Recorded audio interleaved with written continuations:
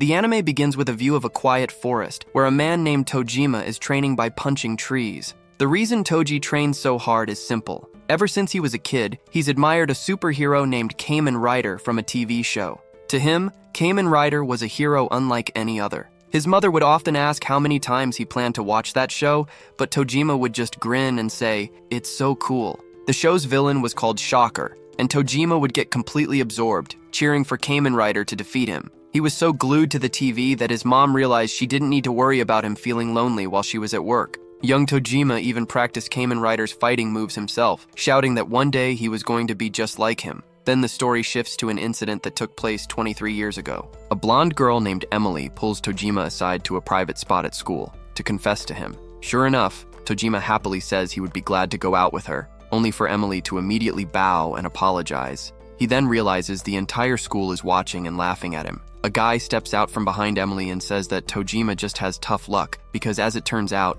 Emily is his girlfriend. The guy's name is Kitagawa. He explains that Emily lost a bet and her punishment was to confess to Tojima. Tojima doesn't even respond to him. He just turns around and walks away. He heads to his favorite spot by the river and starts reminiscing about when he was a kid. Back then, he had seen other children playing by that same river, pretending to be Kamen Rider. They decided who would play Rider with a game of rock, paper, scissors. Even as a kid, Tojima refused to join them. It actually made him a little angry. You can't become Kamen Rider by playing rock, paper, scissors. Unlike them, he wasn't playing pretend, he was serious. He's brought back to the present by Emily's voice calling out to him. She says she knew she would find him there and apologizes again for what happened earlier. Tojima brushes it off, saying it's fine. Emily keeps talking. She says there's something about Tojima, something different. More than half the guys at their school are delinquents, but Tojima doesn't seem like one. Still, he doesn't seem like a normal student either. He doesn't have any friends, right? Some people even said they have seen him standing by this very river, shouting, "Transform!" She says he just seems kind of mysterious. The atmosphere starts to feel a bit romantic until three guys show up behind them. They recognize Emily as Kitagawa's girlfriend and ask if they have broken up. Then they laugh, saying there's no way this twerp could be her new boyfriend. They tell her she might as well go out with one of them instead. Emily tries to ignore them and walk away with Tojima, but the guys grab her. That's when Tojima steps in. He waits until one of them tries to hit him first, and only then does he fight back, saying it's payback. When the scuffle ends, he tells Emily he only gave them what they gave him, and then he walks away. But those guys aren't about to let it go. The next day, they show up with a group of around 30 people, take Emily hostage, and start shouting from the schoolyard up toward the classroom windows, calling out for Tojima. They demand that he come out and face them, saying this is war and mocking him by asking if he doesn't care that his precious Emily is crying. The students are shocked and confused, whispering among themselves, wondering what the hell Tojima could have done to cause this. To make things worse, none of Kitagawa's gang members have shown up for class either. Everyone is panicking. Why aren't the teachers doing anything? Should someone call the police? Ignoring all the noise, Tojima decides to go down and face them. When he confronts the group, their leader steps forward, furious, saying that Tojima made him look like a fool yesterday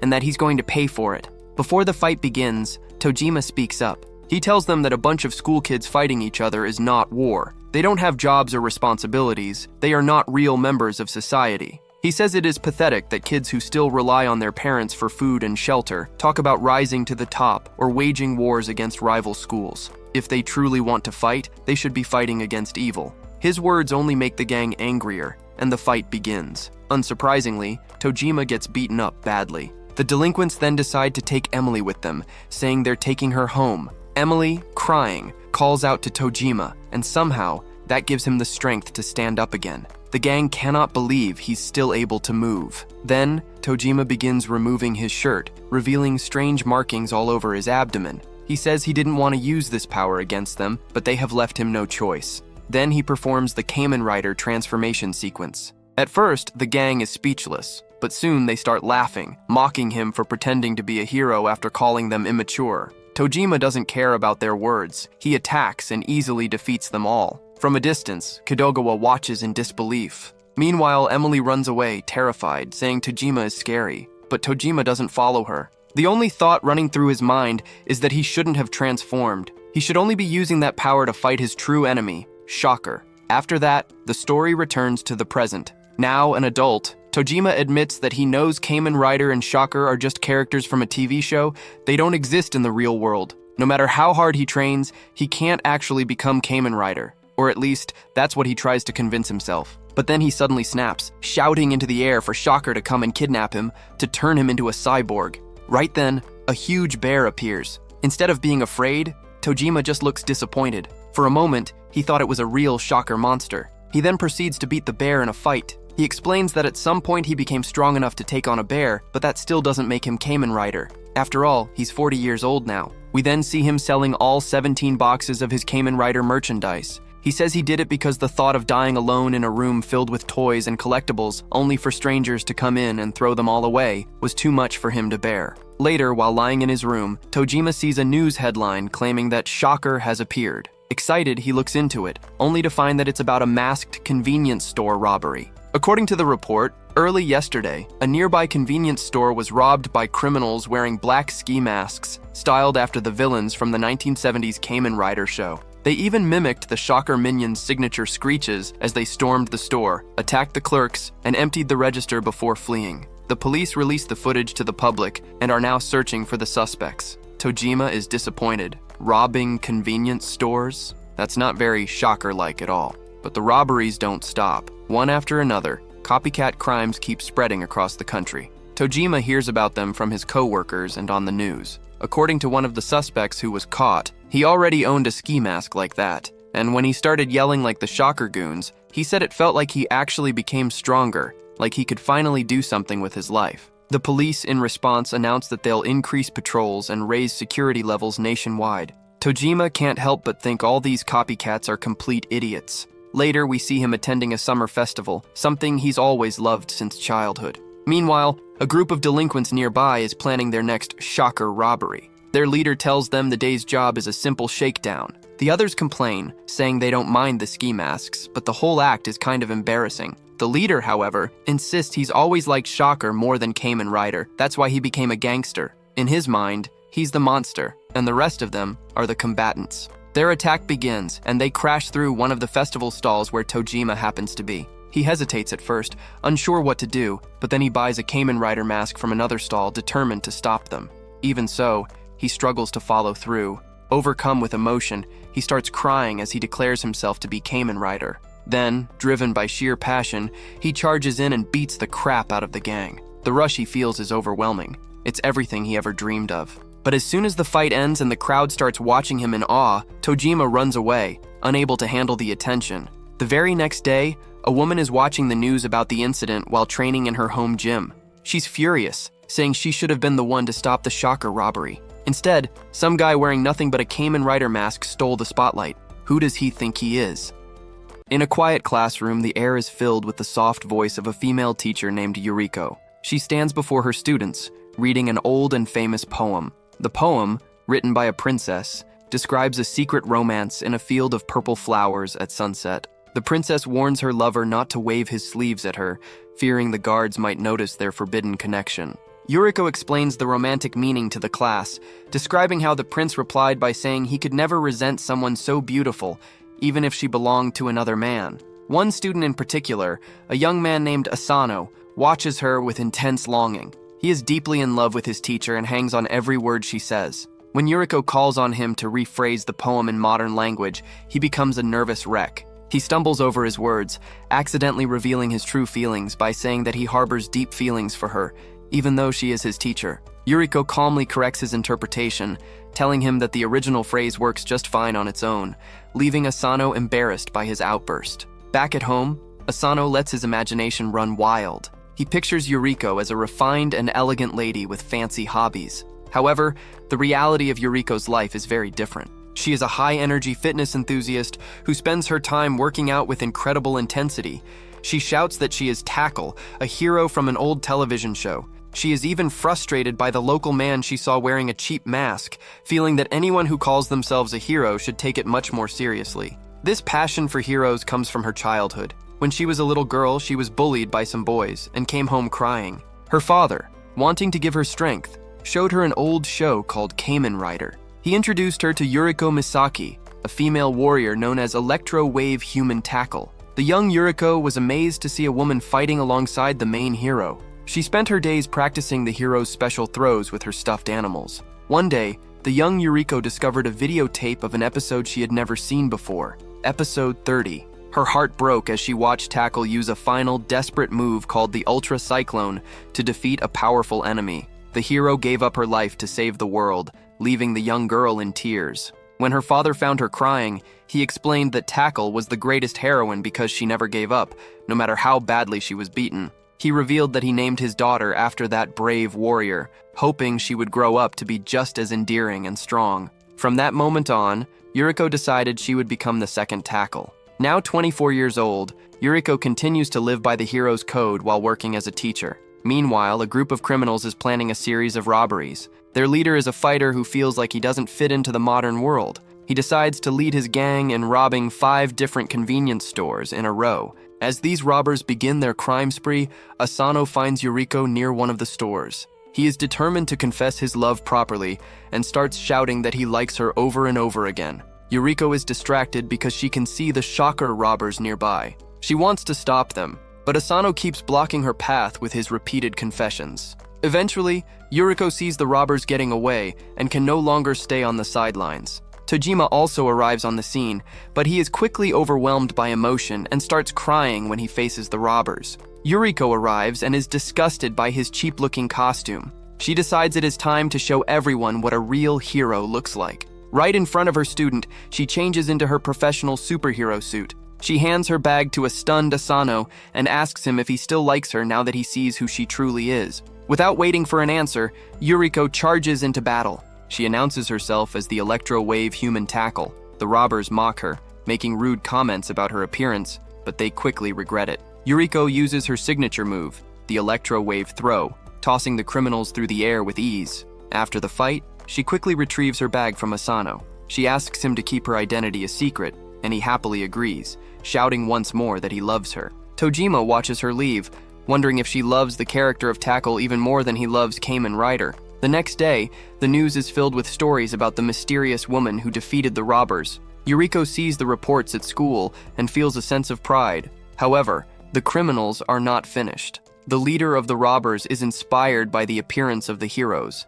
He buys a monster mask and modifies it to look more intimidating. He declares that he is now a monster called Yakuza Man. He believes that if there are heroes in the world, there must be a monster for them to fight. He gathers his gang and prepares for another robbery that very night. The gang targets a convenience store where a man is currently live streaming to his followers. The streamer is excited about the attention and begins filming the robbery as it happens, thinking the danger will make him famous. He records the robbers as they clear the shelves and demand money from the register. Both Tojima and Yuriko see the live stream on their phones and begin racing toward the store to stop the crime. Inside the store, the chaos takes a strange turn. A customer steps forward and tells the robbers they are being a nuisance. The streamer and the robbers are confused, wondering if this man is another vigilante. The man suddenly reveals a full, high-quality shocker suit. He claims that he is the true representative of the villainous organization. Tojima and Yuriko arrive at the convenience store at the exact same moment. Tojima is already in his hero mindset, shouting about his transformation, but Yuriko is far from impressed. She looks at him with a mix of anger and disappointment, telling him that what he is doing is a disgrace to the name of Kamen Rider. She calls him out for being a middle-aged man running around in a cheap, flimsy mask and asks him if he feels any shame at all. To show him the difference between a hobbyist and a true warrior, she transforms into Electro-Wave Human Tackle right before his eyes. Tojima recognizes her from their previous encounter, but Yuriko remains firm, stating that she has absolutely nothing to be ashamed of because her heart is fully committed to her hero identity. Inside the store, the situation is chaotic. The leader of the local robbers is actually happy to see a real shocker combatant, even as his own underlings are being beaten into the ground. He confesses that he has loved Shocker since he was a young boy, and that his admiration for them is the reason he became a gang leader. His joy is short-lived, however, as the real Shocker soldier shows no mercy and continues the assault. When Tojima enters the store and sees the genuine Shocker combatant, he is overcome with emotion. Instead of being afraid, he begins to cry tears of joy. He feels a strange urge to hug the villain because, if this person is real, it means someone finally exists who can withstand his superhuman strength. He throws a powerful punch, and when the combatant stands back up, Tojima is thrilled to realize he can finally fight at full power. But Yuriko is not about to let Tojima have all the glory. She pushes him aside and declares that it is her turn to fight. She proclaims that she is the living proof that Tackle is not dead, identifying herself as Tackle 2. The two of them, despite their bickering, end up working as a team. They combine their signature moves, the electro-wave throw and the rider kick, to finally bring down the Shocker Soldier. After the victory, Yuriko warns Tojima to stay out of her way next time, telling him that his interference was dangerous. Suddenly, a new figure appears. This man has a terrifying, monstrous mouth and watches them with a cold gaze. He notes that ordinary humans are apparently capable of defeating a combatant now. He decides that killing too many people might cause problems for his organization later, so he chooses to leave without a fight. His presence leaves Tojima and Yuriko shaken, as they realize they have just seen a true monster. After the adrenaline fades, Tojima and Yuriko go to a nearby diner to process everything. They exchange names and ages, and Yuriko is blunt, telling the 40-year-old Tojima that his behavior is something that should stay in childhood. Tojima defends himself, claiming his heart is more like a hero's than any child's could be. Despite the tension, Yuriko admits she is grateful for the conversation because it keeps her from focusing too much on the terrifying reality they just faced. They both agree that Shocker is real and that they have now fought a true enemy. Their conversation is interrupted by the diner's manager, Mitsuba. He reveals that he has been listening to them and knows their names because he overheard their talk. He explains that he is just like them and can tell they are all the same kind of people. He tells them that he is one of the few witnesses to the evil of Shocker and offers to tell them his story. Although Yuriko is hesitant and wants to go home, Tojima is eager to hear everything, so Mitsuba begins a long journey into his past. Mitsuba takes them back to when he was 6 years old. There was a house in his neighborhood filled with lush fruits and vegetables, owned by a man who spent all his time gardening. Mitsuba and his brother would stop by to eat tomatoes and watermelons. However, the neighbors complained about the overgrown plants, and men in suits eventually arrived to tell the owner to clean it up. Soon after, 2 thugs arrived and threatened to burn the house down if the plants weren't removed. The gardener tried to be kind, offering the thugs fruit, but they grew violent. In a shocking turn, the gardener transformed into a Shocker combatant. He brutally knocked out the thugs and deliberately set his own house on fire. The young Mitsuba and his brother had to wake the unconscious men and help them escape the flames. Mitsuba explains that this event sparked his lifelong search for the organization. He warns Tojima and Yuriko that Shocker has already moved deep into human society, hiding in plain sight.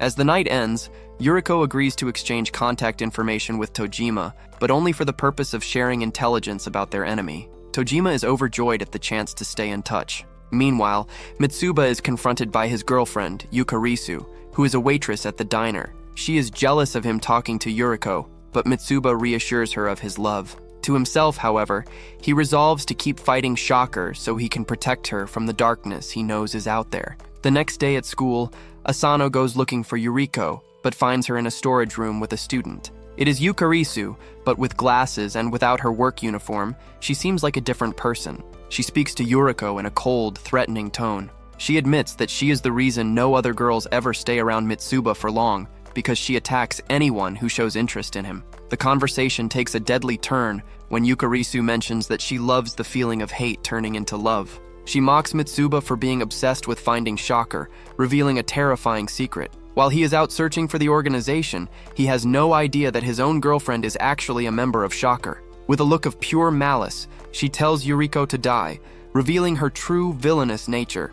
Yuriko and Yukarisu stand face to face in the gym storage room, the air thick with tension. When Yukarisu realizes that the student Asano is watching from the shadows, her expression turns murderous. She declares that because he has seen her true face, she must kill him as well. Yuriko refuses to let this happen and asks if the girl truly believes she has the power to take a life. As Yukarisu mocks her, Yuriko quickly changes into her superhero suit. She introduces herself as Electro-Wave Human Tackle, a name that confuses her opponent. Yukarisu laughs, thinking a mere costume cannot bridge the gap between a normal human and a member of Shocker. Yuriko tells Asano to run home immediately. Then, the fight begins, and it is quickly clear that while Yukarisu possesses incredible brute strength, she has no actual training. She lunges at Yuriko with wild, heavy swings, but Yuriko dodges them with ease. With a swift movement, Yuriko uses her signature electro-wave throw, slamming Yukarisu into the ground and knocking her unconscious.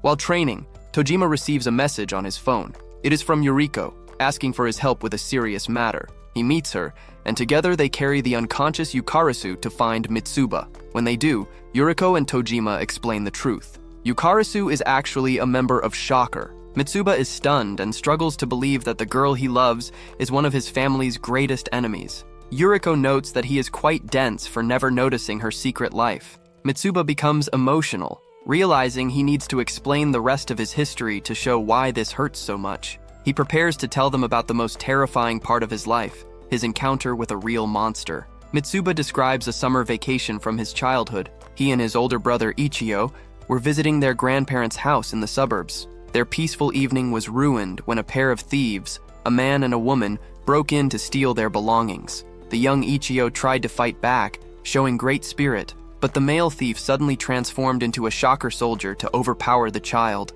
The two criminals then made themselves at home, eating the family's food and watching news reports about their own previous robberies. The woman seemed to be a normal human, following the Shocker member like a loyal partner. The situation changed when Mitsuba's grandmother returned home. She was a tall, powerful woman who didn't hesitate for a second. She used a heavy gardening tool to stab the male thief in the shoulder. While the criminal screamed in pain, the grandmother calmly released her family. She then dragged the thief out of the room to finish the fight. The children and their grandfather waited until they heard a horrifying sound. They rushed outside only to find a nightmare. A real winged monster had arrived. This creature had easily killed the grandmother and both of the thieves. When the grandfather tried to protect the boys, the monster killed him as well. For some reason, the beast was not interested in the children. It simply looked at them and flew away, leaving them alone in the middle of a tragedy. As Mitsuba finishes his story, his older brother Ichio arrives. He is a man who radiates a powerful and dangerous energy.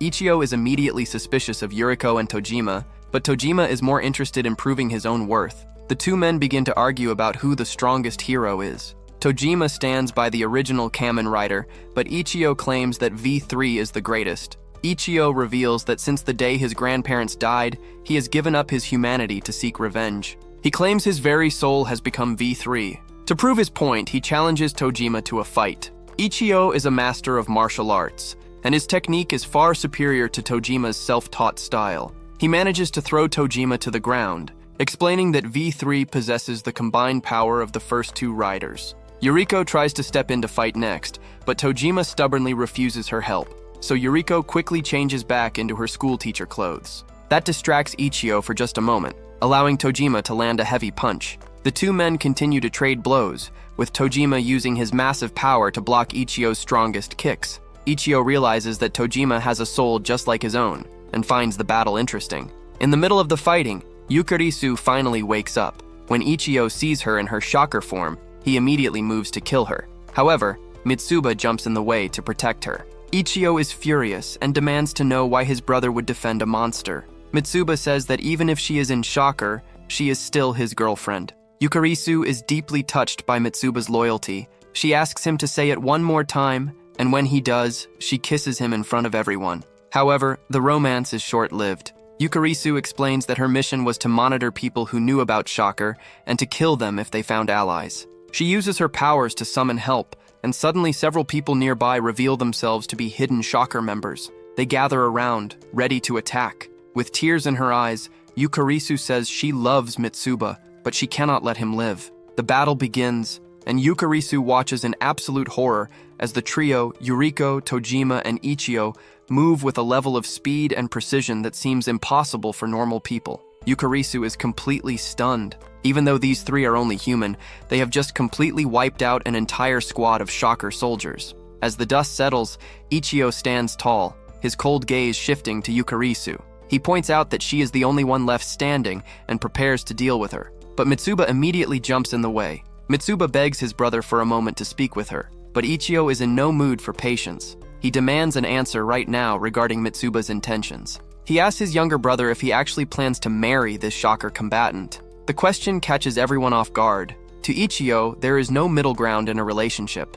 Either a man and a woman intend to marry, or they are nothing at all. Mitsuba tries to find a compromise, but Ichio refuses to listen, insisting that there are only two options. The tense family moment is interrupted by a new presence. The sickly, scrawny man that Yuriko and Tojima encountered before walks into the area, his very presence causing Yukarisu to fall into a state of total panic. She identifies him as a monster, but Ichio is skeptical. He looks at the scrawny man and mocks the idea that such a weak-looking person could be a threat. The man finally has enough of Ichio's loud and rude questioning. He tells Ichio to shut up, noting that he clearly causes trouble wherever he goes. He claims to have much better manners than the humans before him, but then he literally drops his human mask. He reveals a monstrous mouth hidden beneath his face. Seeing the danger, Mitsuba suddenly declares that he is going to protect Yukarisu and runs off into the distance, leaving everyone wondering what he is planning to do. With Mitsuba gone, the three heroes prepare to face the monster, but the three begin to bicker about who should get to fight first. Ichio insists he can handle it alone, while Tojima and Yuriko refuse to stay out of the fray. The monster seems to laugh at their lack of coordination. The fight is brutal. Despite their best efforts, the monster is incredibly fast and strong, giving them a serious run for their money. Then, the monster decides to stop playing around.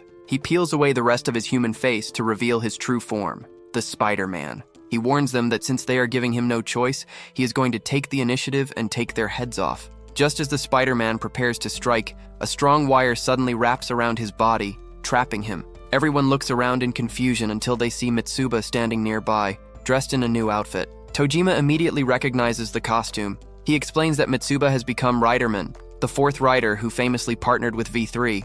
Yukarisu is a bit embarrassed by her boyfriend's cosplay, pointing out that he just changed his clothes, but Mitsuba insists that it was a true transformation. Mitsuba quickly takes charge of the strategy, telling Ichio and the others that they cannot win this fight right now and must retreat. He explains that his wire is strong enough to hold back two tanks, giving them a chance to run. Yukarisu is confused by everything, especially why Mitsuba chose to be Riderman. Mitsuba decides it is time for her to know the story of the conflict between him and his brother. In a flashback, we see the brothers as children, obsessed with the story of Shiro, the man who became Kamen Rider V3 after losing his family. They saw their own tragedy reflected in his story. However, Ichio was always the bossy older brother. Whenever they played, he insisted on being V3 and refused to let Mitsuba take a turn unless he could win a fight. Mitsuba tried his best, but he was never a match for his older brother. The rivalry continued into their teenage years. They decided to have one final duel to see who would inherit the mantle of V3. They fought until dusk, a long and exhausting stalemate that only ended when Ichio used his superior skill to finally win.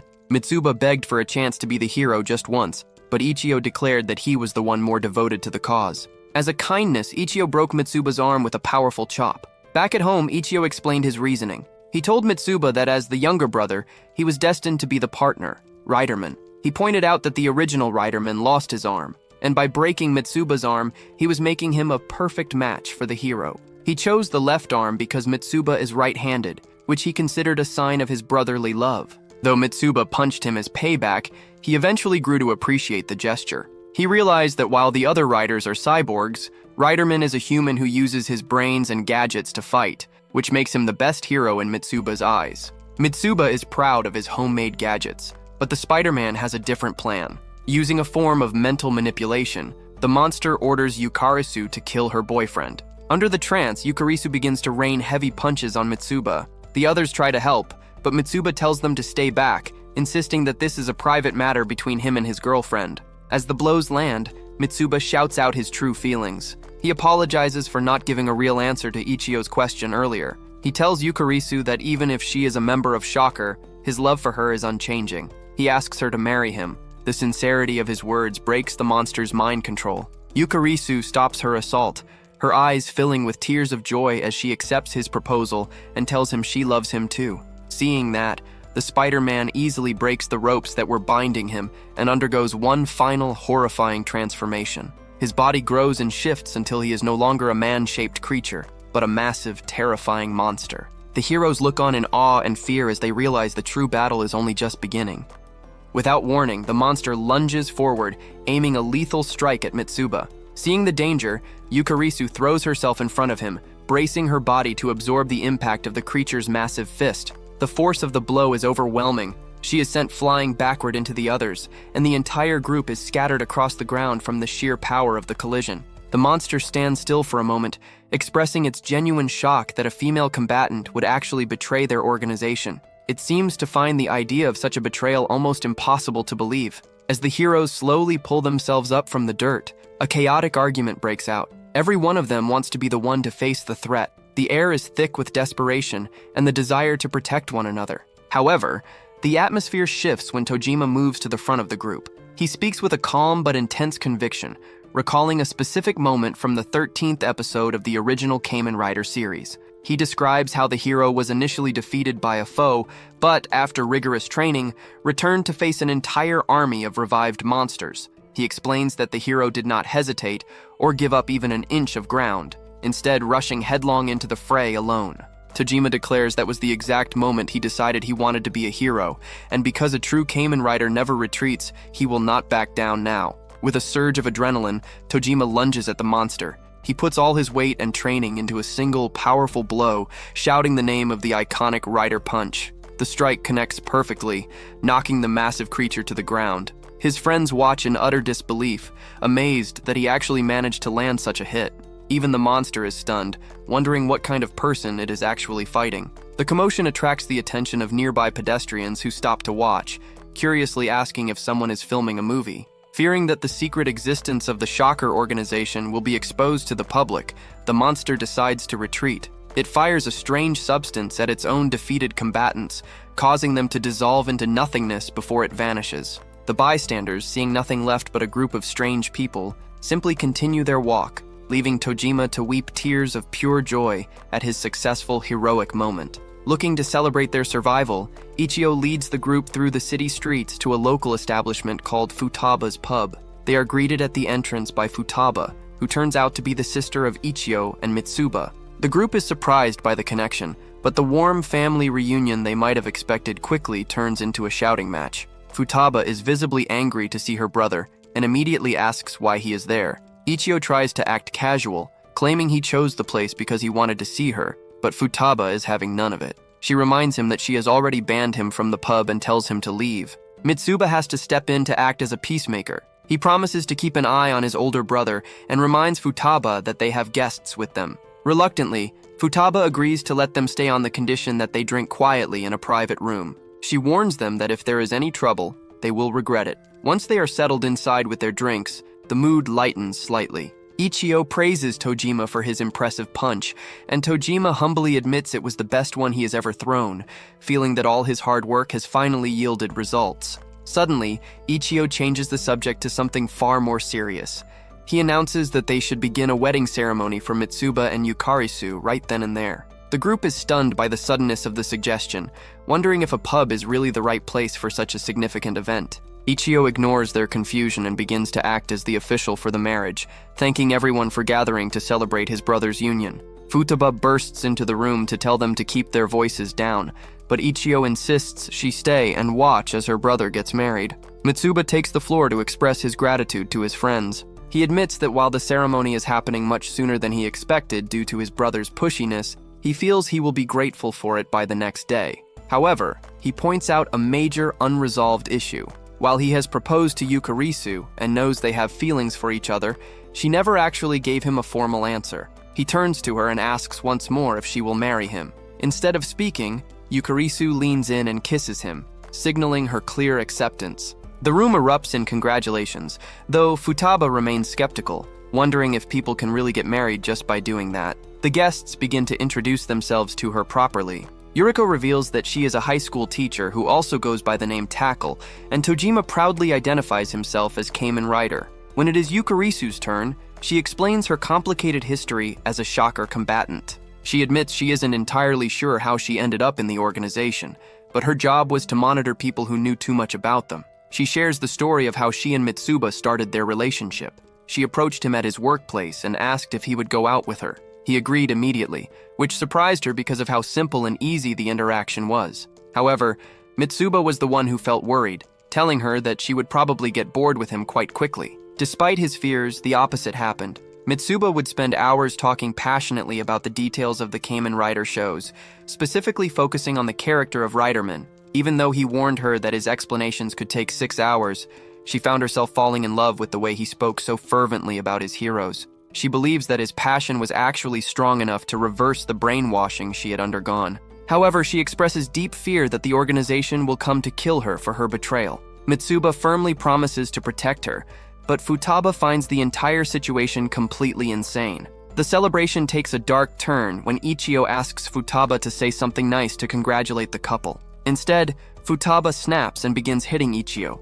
furious that he called her foolish. Ichio tries to pose and claims he needs to transform into V3, but Futaba mocks him, saying he looks exactly the same. She decides to finally unleash years of built-up resentment. She tells her brother that his obsession with heroes ruined her life. Through a flashback, she describes a painful memory from the 2nd grade. Ichio had performed a transformation pose in front of her friends, claiming he was fighting evil. Instead of being impressed, her friends were terrified and decided to stop hanging out with her because they thought her brother was a scary freak. Futaba explains that this treatment turned her into a social outcast from elementary school all the way through high school graduation. Because of his behavior, she never had a single true friend growing up. She feels it is an insult for him to bring his new friends into her business after everything he put her through.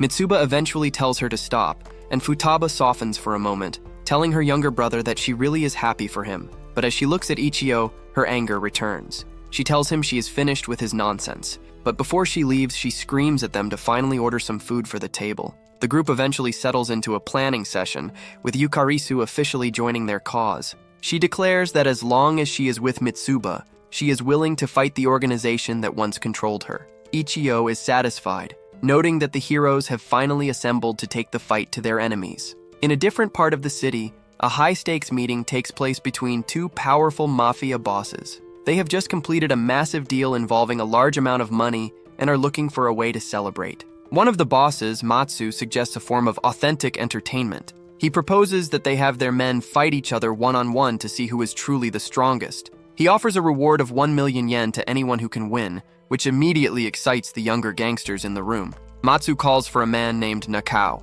He admits that Nakao is a bit of a strange gangster who is often more trouble than he is worth. Nakao is revealed to be the man who was leading the recent string of robberies while wearing a mask. He tells his subordinates that he loved the feeling of power he had while wearing the mask and promises to buy them a big dinner after he wins the fight. When he arrives before the bosses, they are surprised to learn he is 44 years old, making him older than the men he is about to fight. The first opponent is a young man who boasts about his history in competitive judo. He is confident that the prize money belongs to him, but the fight is over almost as soon as it begins. Nakao wins easily. The second opponent is an ex-boxer who serves as a bodyguard. He manages to land one hit on Nakao, knocking his glasses loose, but Nakao quickly recovers and defeats him as well. The final contender is a former sumo wrestler, but Nakao uses a dirty tactic by kicking him in the groin before finishing him off. The other boss is impressed by the display but isn't ready to end the night. He challenges Nakao to face one more opponent,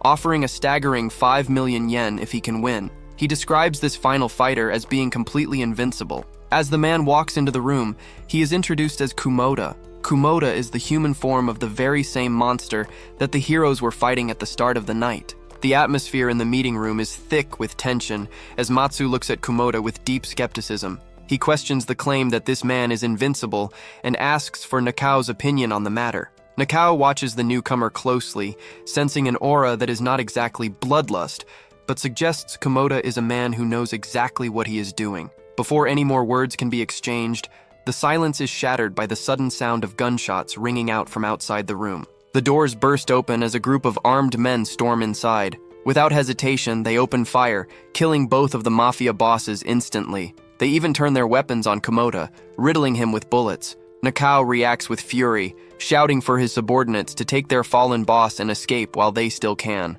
The gunmen are not interested in chasing them. They are only there for the money and the merchandise. They quickly gather the loot and prepare to leave the scene of the massacre. Nakao's subordinates are terrified, asking what just happened. Nakao tells them grimly that this was the kind of robbery that has nothing to do with Shocker. He hands them a wad of money and tells them to go eat some yakiniku, promising to meet up with them later. As the armed men prepare to exit, they are horrified to see Kumoda standing up again, his body seemingly unaffected by the bullets. To their horror, Kumoda transforms back into his monstrous form. Seeing this, Nakao feels as though his life is finally flashing before his eyes, and he begins to remember why the image of Shocker has been haunting him since he was a child. In a vivid flashback to his childhood, a young Nakao sits in front of a television, cheering as Kamen Rider defeats the forces of Shocker. His father enters the room with a look of pure excitement, announcing that he has finally perfected a new recipe for taiyaki. He believes this is the big break they have been waiting for.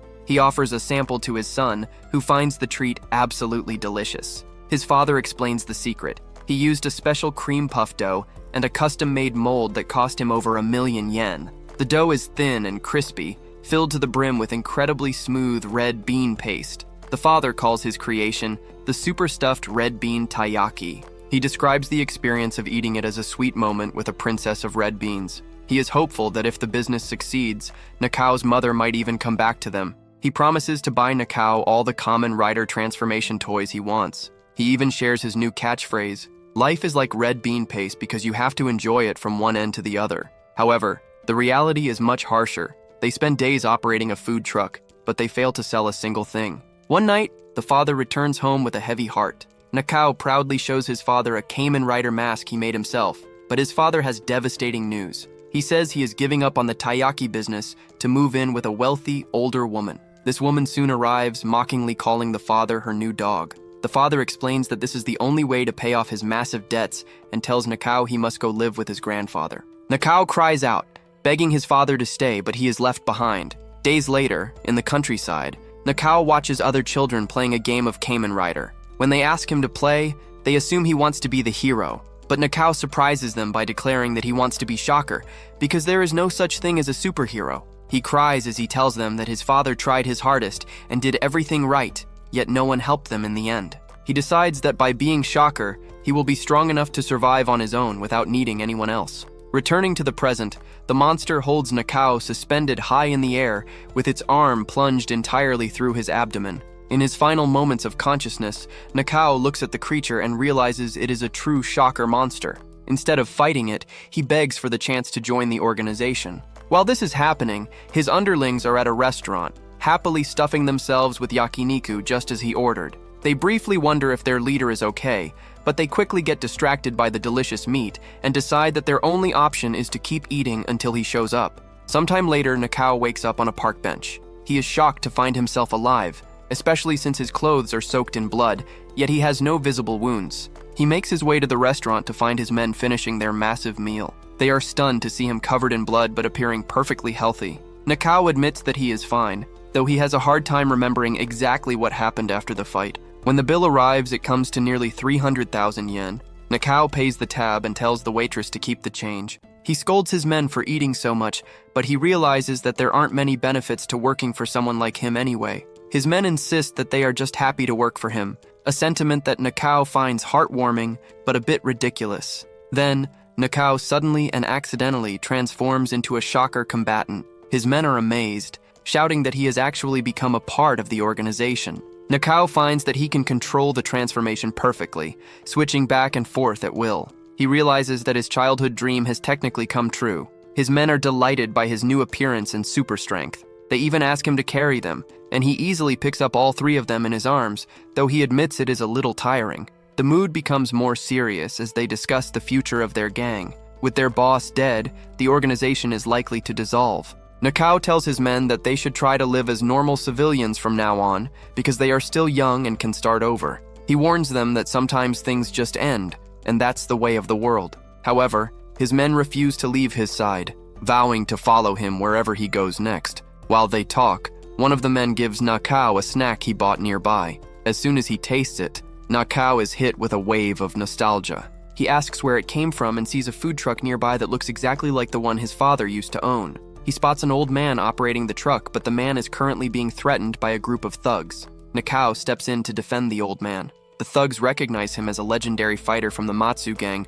who beat up several men years ago. One of the thugs was actually among those victims and wants revenge. The old man tries to stop the fighting, but the thugs claim that since his former gang is history, he has no protection. Nakao counters that the gang isn't dead as long as he is still there. He makes quick work of the smaller thugs, using a baseball bat they brought against them. However, the last man is a former professional wrestler and manages to knock Nakao down. Nakao gets back up and admits that he is actually a fan of wrestling. He transforms into his Shocker form and uses a devastating move called a Tiger Driver to defeat the massive man. After the fight, Nakao tells the old man to call the police on the thugs. He looks at the man and realizes with certainty that it is his father. He notes that while he never had dreams or hope, his father never gave up on his own dream of selling taiyaki. Nakao doesn't reveal who he is, but he tells the old man that the snack was nostalgic and very good. He tells his father to take care of himself and wishes him luck. When the old man asks who he is,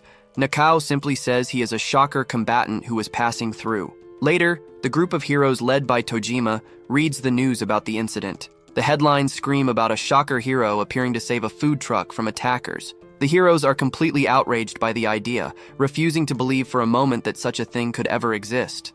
Following the shocking news, the group gathers at Mitsuba's restaurant to process the revelation. Tojima wonders aloud if it is even possible for a hero to exist within the ranks of an evil organization like Shocker. Ichio is quick to dismiss the idea, stating firmly that there is no such thing as a righteous agent of Shocker, and that the very notion goes against everything they stand for. However, Yukarisu speaks up in defense of the idea. She suggests that while righteous might be too strong a word, there could be exceptions. She points to herself as an example, asking them to consider her role as Mitsuba's nice and adorable Shocker wife. Ichio isn't interested in debating the morality of foot soldiers. He pivots the conversation to the far more pressing threat, the monster they recently encountered. He asks the group if any of them truly believe they have the strength to defeat such a creature. Yukarisu admits that humans are naturally incapable of beating monsters, as that is the established order of their world. Ichio points out that despite this, someone was able to knock that monster down, and it bothers him deeply.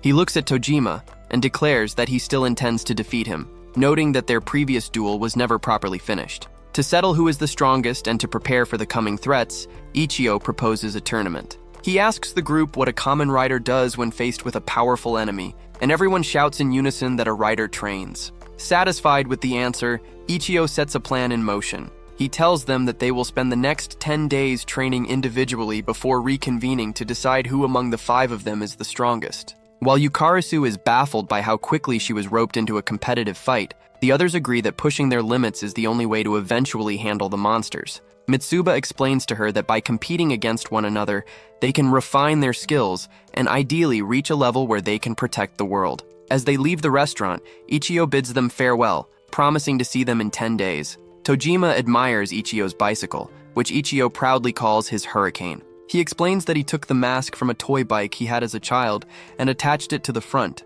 adding lights that actually function. That same night, a darker side of the Shocker organization reveals itself in the city streets. 3 men walk together, talking excitedly about heading back to one of their homes to watch concert footage of the Combat Girls, while enjoying snacks and drinks from a convenience store. Their night is interrupted when a tall, imposing woman steps out of the shadows and addresses one of them as Tanaka. His friends are confused, asking if she is his girlfriend, but Tanaka looks terrified. He tells his friends to go on ahead without him, sensing the danger. Once they are alone, the woman asks Tanaka why his Shocker brainwashing has worn off. Tanaka tries to defend himself, transforming into his combatant form and insisting that he won't go down without a fight. Unfortunately, the woman is far more powerful, and she takes him down with a single strike. Elsewhere, another man named Suzuki stands in a bathroom, nervously practicing how he will present a wedding ring to his girlfriend. He wonders if he should simply hand it to her, show it in the case, or ask her to close her eyes while he slips it onto her finger.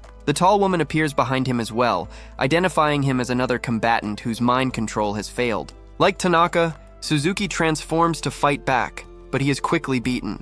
Outside the bathroom, his girlfriend waits, wondering why he is taking so long.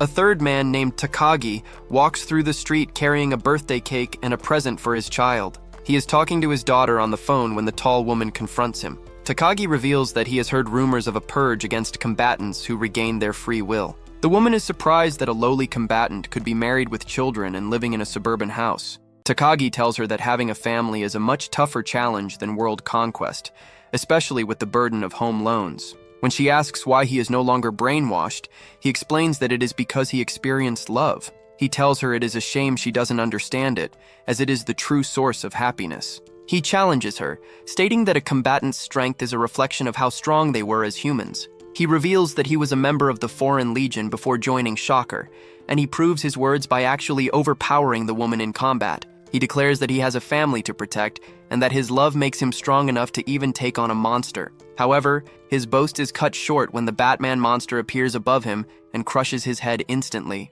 The monster then bites his own arm and commands the woman to drink his blood so she can become stronger. The woman, now known as Thunder Reiko, kneels in gratitude and accepts the dark gift. Across various locations, the heroes push themselves to their absolute breaking point. Ichio spends his time in deep meditation and mental simulation. He visualizes himself as Kamen Rider V3, unleashing chops and finishing kicks against the Spider-Man monster, but in every mental scenario, he sees himself being brutally defeated. He refuses to give up, screaming into the void that he hasn't lost yet and will continue to challenge Shocker until he finds a way to win. Yuriko focuses her training on raw speed and precision. She relentlessly strikes punching bags, telling herself that she must pass her limits and become faster than any monster. She hopes to develop a new version of her electro-wave throw, one of her own design that can bridge the gap between human strength and monster power. Mitsuba and Yukarisu train together, though their session is much more unconventional.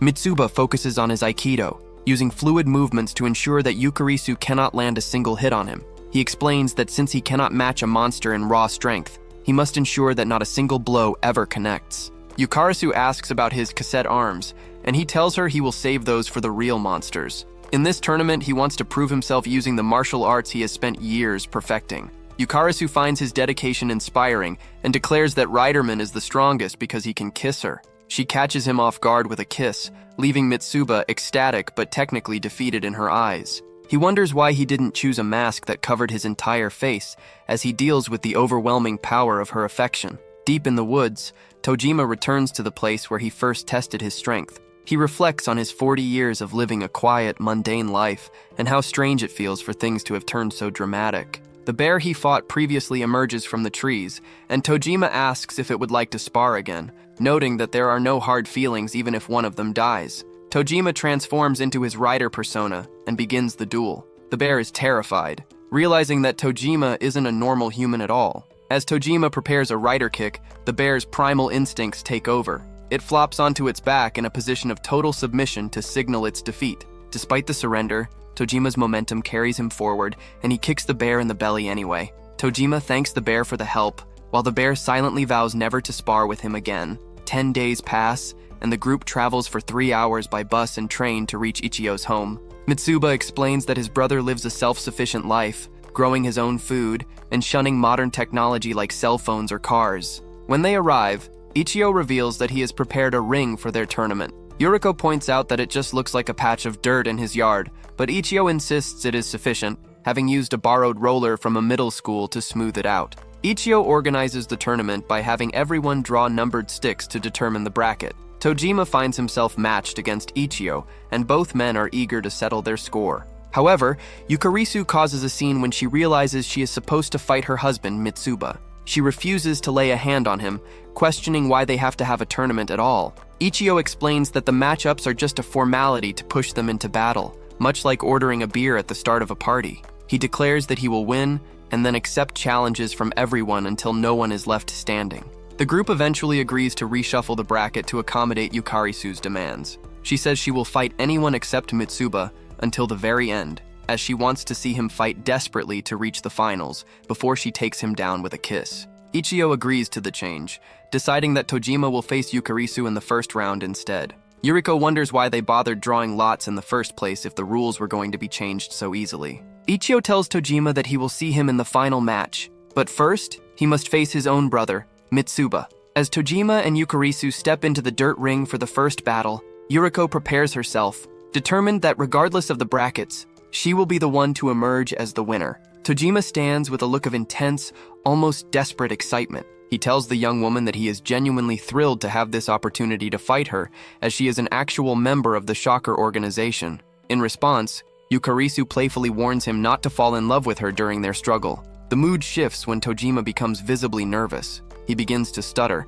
eventually asking a very specific favor. He begs her to transform into her combatant form before they start. Yukarisu is visibly creeped out by the desperate look in his eyes, wondering aloud what is wrong with him. She tests him, asking what he would do if she chose to stay in her normal clothes instead. In response, Tojima drops to his knees, pleading with her to indulge his obsession. Yukarisu finds the sight of a grown man begging like this to be truly pitiful. Out of a sense of pure pity, she decides to give him what he wants. She begins a cutesy transformation sequence, but Tojima interrupts her rudely. He yells that he does not care about her idol-like charms and only wants the genuine Shocker grunt experience. Insulted and annoyed, Yukarisu finally gives in to her anger. She transforms into the familiar masked combatant and promises to finish him off for his rudeness. Tojima responds with his own transformation. As he assumes his rider identity, Yukarisu notices a sudden, chilling change in his aura. He no longer seems like the pathetic man who was just begging on his knees. Before she can even react, Tojima lunges forward with a rider punch. The blow is so powerful and precise that it obliterates her defense, knocking her out cold with a single hit to the face. Mitsuba cries out in horror as he sees his wife collapse, rushing into the ring to cradle her. He frantically calls her name, terrified by the blood and the force of the impact. Ichio remains unmoved, coldly declaring that the battle is decided and that it is now time for the brothers to face each other. Mitsuba ignores him, desperately pressing his lips against Yukarisu's in a frantic kiss. The gesture works better than any medicine. Yukarisu's combatant suit vanishes as she wakes up with a dazed, happy smile. She asks if he finally took the initiative to kiss her, noting that she was always the one who had to start their romantic moments. She is so overjoyed that she begs him to do it again. The sight of the two of them being so affectionate in the middle of a serious tournament is more than Ichio can handle. He punches both of them to break up the display, telling Mitsuba that he needs to beat some sense into him. Mitsuba, now focused, carries the still recovering Yukarisu into the house so she can rest in peace. When he returns, he changes into his fighting clothes. Yuriko watches him from the sidelines, her eyes wide and her mouth literally watering at the sight of his physique. Mitsuba approaches his older brother, noting that they have not had a real fight since his middle school years. He reminds Ichio that back then, the fight ended with Ichio breaking his left arm. Ichio does not apologize. Instead, he emphasizes that since they will soon be fighting actual monsters, neither of them can afford the luxury of losing. Mitsuba smiles, remarking that only Ichio could say something so intense with such conviction. The brothers clash instantly. Ichio leads with a V3 Mach speed punch, but Mitsuba is ready. He uses the momentum of the strike to throw his brother across the ring using his polished Aikido. Ichio is impressed, admitting that Mitsuba is better than he expected. As they reset, Tojima notices Ichio performing a strange, rhythmic walk. He identifies it as the hero walk,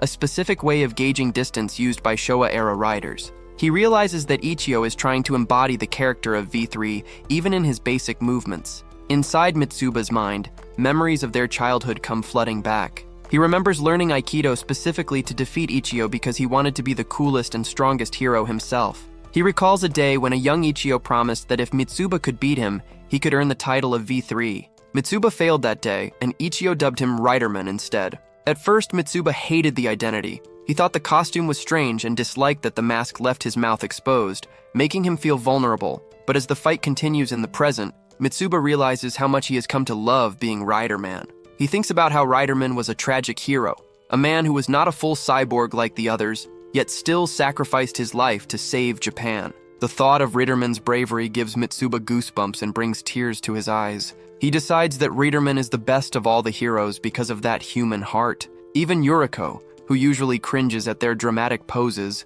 finds herself unable to look away, admitting that she can finally see the spirit of the heroes within them. The brothers trade more blows, with Mitsuba's Aikido allowing him to take the lead. He focuses his senses until they are sharp, treating the area around him as an extension of his own body. Ichio takes several hits, but refuses to back down. He declares that he will become even more like V3, and unleashes a triple punch. Mitsuba manages to evade and throw him down again, causing Yuriko to point out that the throw looked very effective. Mitsuba asks if his brother is okay, as Ichio seems shaky on his feet. Ichio tells him not to let his guard down and charges with another Mach speed punch. Mitsuba catches his arm and prepares to end it, telling Ichio that this time, he will be the one to break an arm.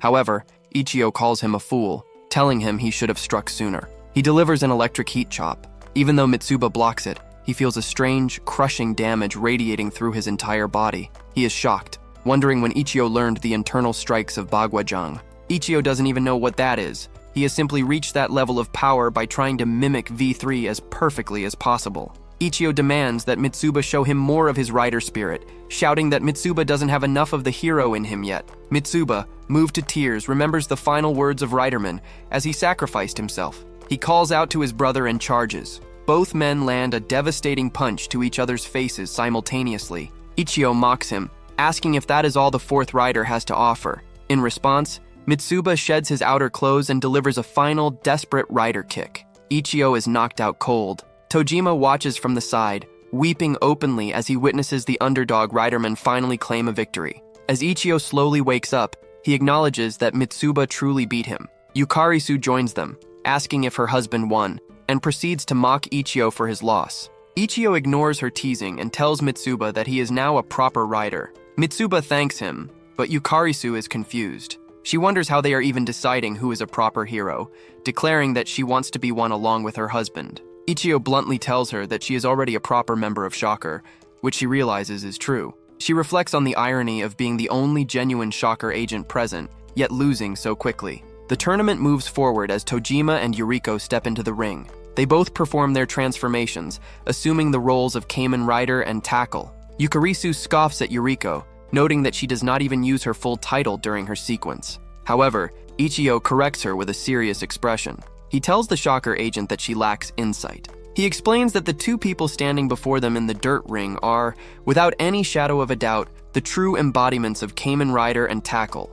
While Ichio recognizes the legendary spirits dwelling within the two fighters, Yukarisu remains deeply unconvinced. She looks at the pair and sees nothing more than a delusional older man wearing a cheap mask and a cosplay-loving teacher whose mind seems to have been scrambled by the imaginary electricity she constantly talks about. She scoffs at the idea of them being heroes, but Ichio simply smiles, suggesting that her lack of vision is the only thing preventing her from seeing the truth. Inside the ring, the battle begins with a clash of ideologies and physical prowess. Yuriko watches Tojima perform his hero walk and notes that the dramatic movement leaves him completely open to an attack. Without hesitation, she delivers a sharp kick to his face, catching him off guard. Tojima quickly recovers and shouts the name of his signature move, the Rider Punch, as he lunges forward.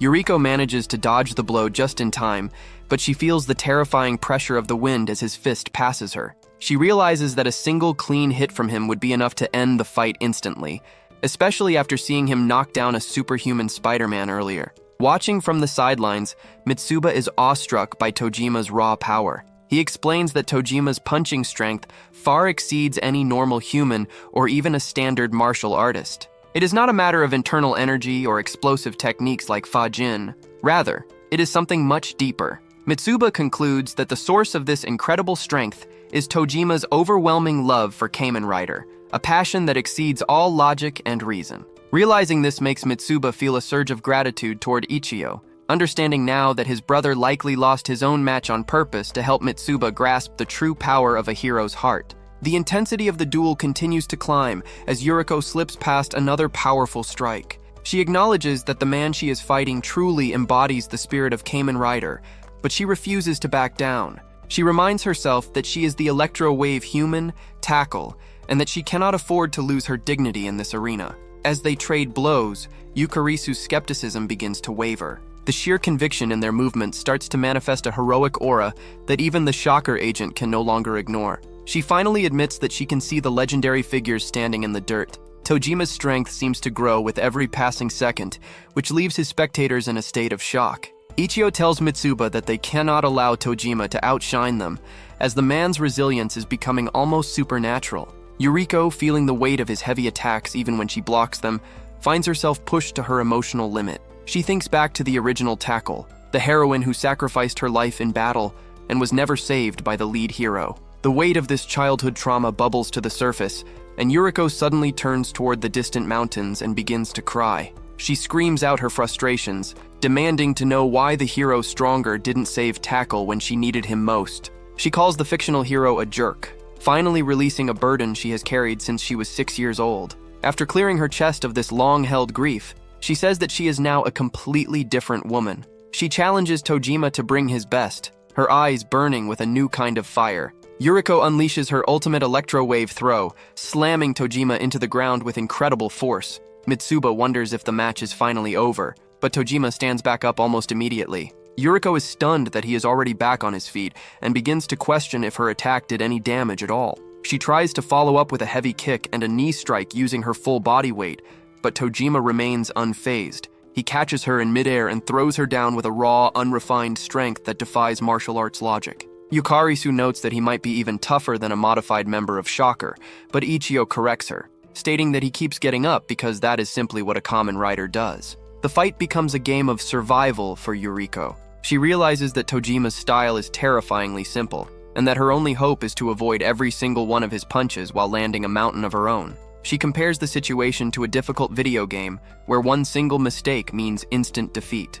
The adrenaline makes her blood pump with excitement as she begins to weave around his fists, taunting him for being too slow. However, even a grazing blow from Tojima sends a shockwave through her body. In a desperate final exchange, Tojima prepares another rider punch. Yuriko refuses to retreat, imagining the original tackle encouraging her to risk everything for her love of the franchise. She declares herself to be tackled too and steps directly into the path of his fist. She takes a punch to the face to secure a grip on his arm, using the momentum to execute another ultimate electro wave throw. They begin a brutal cycle of Tojima lunging with a punch and Yuriko countering with a throw over and over again as Yukarisu watches in disbelief, wondering if the man is actually immortal. The climax of the battle reaches a breaking point when Tojima lands a sharp kick directly under Yuriko's chin, sending her mask flying into the air. Despite the jarring impact, Yuriko immediately retaliates with a fierce kick of her own, striking him under the chin and knocking his mask away as well. She refuses to give him a moment to breathe, following up her strike by pinning his head with her knee and spiking him into the dirt. As she executes this final devastating version of her ultimate electro wave throw, she tells the old man to stay down, and he finally loses consciousness. The group carries the defeated Tojima into the house, where he remains completely unresponsive. His eyes look vacant and lifeless, causing concern among the spectators. Mitsuba has a sudden idea and places the Kamen Rider mask back onto Tojima's face. To everyone's shock, Tojima instantly revives. When Mitsuba pulls the mask away, Tojima's eyes go dead again, as if he had passed away once more. They repeat this several times, fascinated by the phenomenon, before Mitsuba decides they should leave the mask on for life support purposes. As Tojima sits there like a quiet grandfather staring at birds in a park, Mitsuba turns his attention to the final match of the tournament. He asks Yuriko if she needs a break or a drink, considering she just fought a grueling battle against Tojima. Yuriko looks at him with pure intensity and asks why anyone would want to relax when they are standing across from the legendary tackle. Mitsuba accepts her challenge, ready to see the tournament through to its end. The silence following Tojima's unconscious collapse does not last long. The veteran hero slowly reaches up and removes his own mask. He admits openly that he has been completely defeated, acknowledging that Yuriko did not just play a part, she was tackle with her entire being. Ichio looks at his comrade and agrees, confirming that her performance was undeniable. The tournament, however, is not yet over. The final round awaits, and Yukarisu cheers loudly for Mitsuba, urging him to secure a victory for their side. Mitsuba steps into the ring with a focused, analytical expression. When Yuriko asks if he intends to perform a dramatic hero walk like the others, he declines. He tells her that he has a strong feeling she would simply crush him the moment he left himself open. Yuriko smiles, noting that he is very observant. Mitsuba explains that unlike his brother or Tojima, he is not susceptible to the same kind of heroic mind games or theatrical distractions. He settles into a defensive stance, his mind racing as he prepares his area of control. He decides that his best path to victory is to wait, defend, and counter whatever she throws at him. Yuriko does not keep him waiting. She asks if he is really going to let her make the first move, and when he confirms, she lunges with startling speed. She reaches for him, calling out her ultimate electro wave throw. Mitsuba is caught off guard by her quickness, but as she tries to send him flying, he manages to reverse the momentum while still in midair. Yuriko grunts in frustration as they hit the ground, and the fight quickly devolves from a heroic display into a messy, high-stakes wrestling match. They tumble across the dirt, trading strikes and grabbing for limbs. Mitsuba managed to lock her in a wakigatami armbar, and Yuriko realizes with a jolt of panic that if she falls completely into his hold, the match will be over. She twists her body with desperate strength, reversing the position and transitioning into a rear naked choke. Mitsuba struggles against the sleeper hold, knowing that if she gets fully behind him and secures her hooks, he will lose consciousness just like Tojima. From the sidelines, Yukarisu watches the tangle of limbs with a look of confused disgust.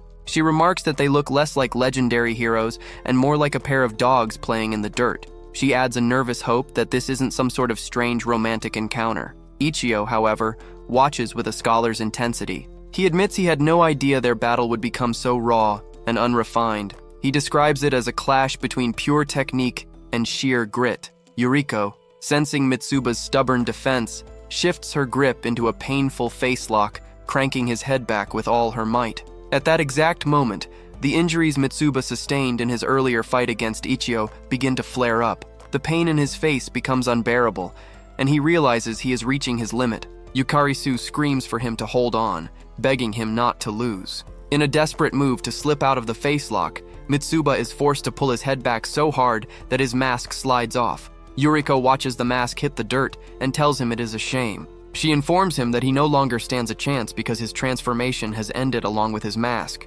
Mitsuba stands his ground, his vision swimming. He notes that he can see the path of her next punch as clear as day, as if the world has slowed down to a crawl, but his battered body simply refuses to move fast enough to dodge. Even without the mask, he weakly insists that he is still Riderman.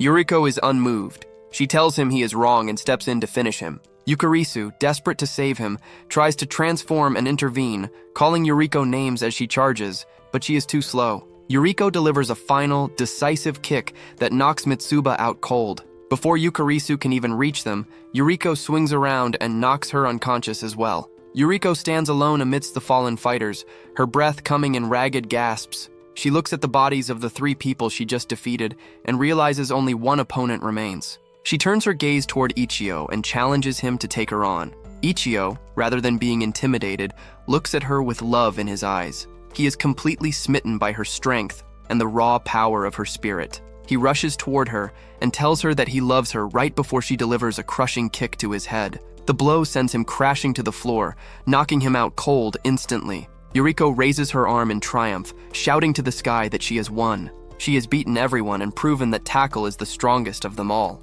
While the heroes and villains of the tournament recover from their bruises, the scene shifts far away to a different part of the city. Nakao sits in a crowded venue feeling thoroughly out of place. He reflects on how his life took a massive turn when his boss was killed, and he ended up in a secret organization, yet his luck remains as bad as ever. He wonders why he is wasting his time at a concert for an idol group he has no interest in. He recalls the flashback of his 3 underlings begging him to join them. They had introduced him to the Combat Girls, an idol trio they have followed for 7 years. They spoke with passion about the members: Lunlin, the earnest and hardworking leader who used to be a maid; RSVP, the cool and determined tip of the spear; and Ryanko, the youngest member who hides immense brute strength behind a sweet exterior. The 3 men had geeked out over limited edition CDs and rare collector's cards, even scolding each other for not keeping the memorabilia in protective sleeves. In the present, the 3 underlings return to Nakao's side, apologizing for the delay. They hand him a grenade penlight, a special glowing wand. They tell him there is no need to be shy and encourage him to wave it around like crazy. Despite his initial grumbling, Nakao finds himself swept up in the energy of the crowd. As the music starts and the idols take the stage, he joins the fandom, waving his light along with the others. Back at the training grounds, the tournament officially concludes. Ichio, having regained consciousness, tells everyone that the event reached a safe conclusion, and he plans to review the detailed results with them the following Saturday. Mitsuba adds that they will send out the specific details later. Yukarisu groans at the thought of the 3-hour trip back home, and though Ichio offers them a place to stay in his storage shed, she flatly declines. Later that night, Yuriko is back in her own home. Her body is sore, and she finds herself thinking about how incredibly tough Tojima was, and decides she really needs to work on her stamina if she wants to maintain her title. Her focus is suddenly shattered when she notices a pile of papers on her table. She realizes with a start that she was supposed to grade those assignments by tomorrow. In the heat of being a hero, she completely forgot her daily life as a high school teacher. Across town, Ichio lies in his bed staring at the ceiling. He is unable to sleep, his mind replaying the moment Yuriko challenged him. He remains deeply moved by her intensity. Meanwhile, Mitsuba and Yukarisu are found cuddling together in a quiet moment. Their conversation turns serious as they discuss rumors of Shocker purging combatants whose mind control has failed. Yukarisu explains that she can still receive telepathic messages from the collective, which is how she knows the danger is real. She asks Mitsuba if she is going to be okay. He looks at her with total sincerity and reminds her that he promised to protect her, telling her she has absolutely nothing to worry about as long as he is by her side. With the tournament drawing to a close and the fires of competition cooling, the group of self-proclaimed heroes decides to seek refreshment at the familiar, slightly worn-down pub run by Futaba. Futaba greets the group with her trademark lack of hospitality, noting that the weirdos have returned for more. She leads the party of 5 to a private room in the back, away from the prying eyes of more conventional patrons. Once settled, Ichio takes the lead, assuming his role as the group's coordinator. He officially congratulates everyone on their performance during the previous week's tournament. He explains that he called this meeting to review the results and celebrate their hard-earned progress. He specifically points out Yuriko, acknowledging her as the champion who truly embodied the spirit of tackle. However, the professional atmosphere quickly evaporates as Ichio's personal feelings bubble to the surface. He nervously interrupts himself, stating that there is something he needs to ask. Ever since he confessed his love during the heat of battle, he has been waiting for a clear response. Mitsuba looks on in confusion, wondering what his brother is even talking about. Ichio looks at Yuriko with a mix of hope and desperation, begging for an answer. Yuriko, feeling the weight of the awkward silence, reminds him that she already showed him how she felt in the ring. Ichio's mind begins to spin with over-analysis. He wonders if the kick she delivered to his face was meant to be a secret sign of affection, an "I love you too" kick, or perhaps a signal of acceptance. Yuriko looks at him and tells him to explain his feelings once more. Ichio struggles to find the right words, stuttering heavily as he tries to form a proper declaration of love. When he finally manages to tell her that he loves her, Yuriko delivers a swift and crushing blow to his heart. She simply tells him that she is sorry. The rejection hits Ichio like a physical attack. He tries to rationalize it, asking if "I'm sorry" could mean something else. But Tojima breaks the news to him gently but firmly. In this context, "I'm sorry" only means one thing. Yukarisu finds the entire situation hilarious and bursts into laughter, mocking Ichio for being shot down so publicly by her teacher. She notices tears welling up in his eyes and mocks him even further, though she offers a half-hearted apology for laughing at his misery. The tension is finally broken when Futaba storms into the room, kicking Ichio to the ground and demanding that they stop the drama and start ordering food. The group quickly pivots to their appetites, ordering a variety of pub staples. They ask for a yakitori combo plate, specifying salt on the hearts and sauce on everything else. Futaba warns them that if they cause a scene, she will personally see to their demise. As she leaves, Tojima remarks on the terrifying, bloodthirsty aura she radiates, suggesting that she might actually be the strongest person in the building. As the food arrives, Ichio tries to regain his dignity. He stands up and declares that he cannot deny his love for Yuriko, describing it as an irrepressible force. He tells her that he is perfectly fine with his feelings being unrequited and asks for her permission to simply continue loving her from afar. Yuriko, feeling a bit overwhelmed, tells him he can do as he wishes.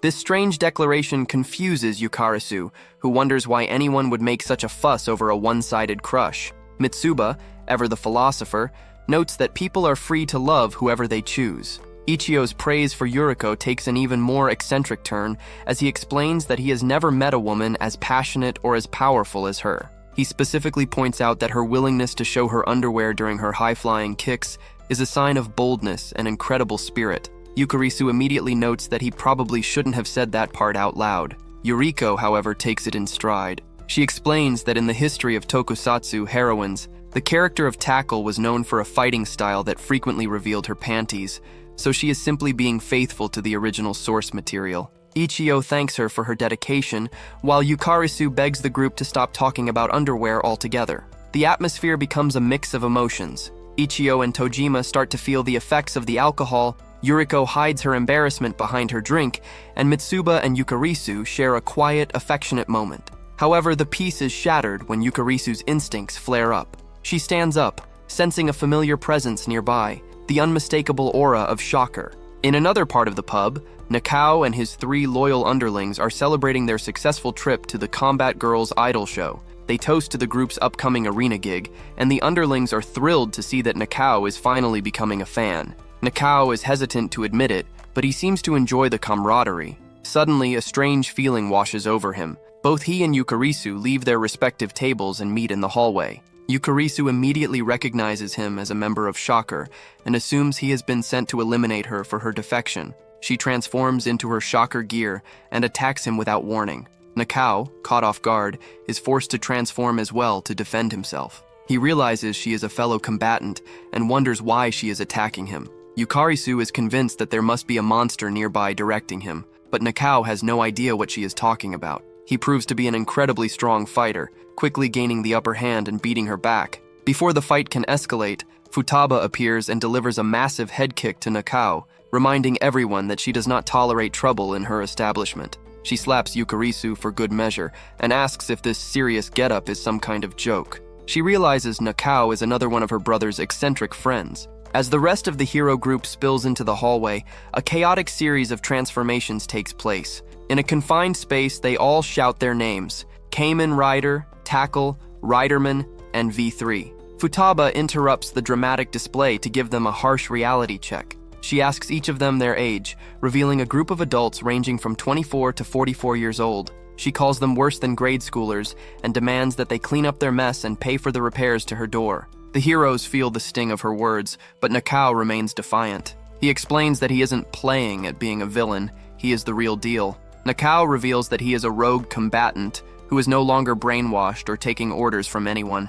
He simply carries the pride of Shocker in his heart. He recalls his childhood, where he always played the role of the lone villain against a group of friends who all wanted to be heroes. Driven by a lifelong desire to prove himself, he challenges all the riders in the room to take him on at once. The battle begins in earnest. Nakao proves to be a cunning fighter, refusing to wait for the heroes to finish announcing their special moves. When Ichio tries to use a mock speed punch, Nakao hits him first, mocking him for announcing his intentions. He does the same to Tojima, predicting his rider punch and countering before the blow can land. He manages to kick and dodge with surprising agility, but he finds himself overwhelmed by Yuriko's speed. She blitzes him with a barrage of punches, leaving him vulnerable. Ichio seizes the opportunity and finishes the fight with a tailspin kick, knocking Nakao unconscious. As the adrenaline fades and their transformations wear off, Tojima looks closely at the man on the floor. He realizes that he recognizes him. Nakao was the Shocker robber